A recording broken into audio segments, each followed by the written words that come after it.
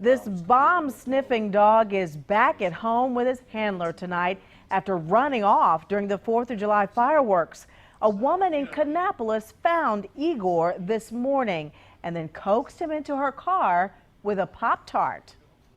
When I showed up, I actually started crying and gave her a hug because it's just, I mean, there's a part of you that thinks, man, will I ever see this dog again?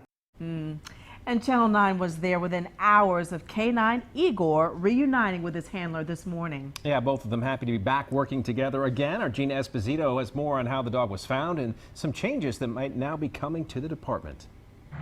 We're told a woman on her way to work this morning spotted K-9 Igor on Executive Park Drive. This is a commercial area. She said that he was hungry and tired, so she offered him a Pop-Tart to stick around.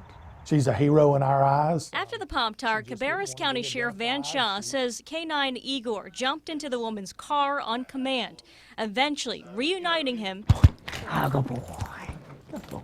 with his handler, Deputy Brian McClellan. When I showed up, I actually started crying and gave her a hug because it's just, I mean, there's a part of you that thinks, man, will I ever see this dog again? McClellan says K-9 Igor ran away from his home on July 4th, less than a mile away from this commercial park. Fireworks went off, frightening him. Panic. Absolute panic.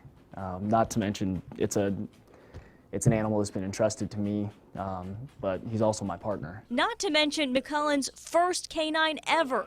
While K-9 Igor is a bomb-sniffing dog, he's not trained to handle loud noises like a regular patrol dog. He's much gentler, doesn't bite. He's also a puppy, barely 2 years old. Sheriff Shaw says he's now considering the age of a dog when reviewing his department's policies moving forward. We're also looking at what's available out there as far as GPS tracking for the dogs, and there's some limitations as to what we can have around the dog's neck. You know, what begins to interfere versus what can be useful. Despite what could be learned from this, there's a huge appreciation for the community who stepped in to search over the weekend and the woman who recognized the lost K-9. I'm very grateful for her to bring this dog back to me.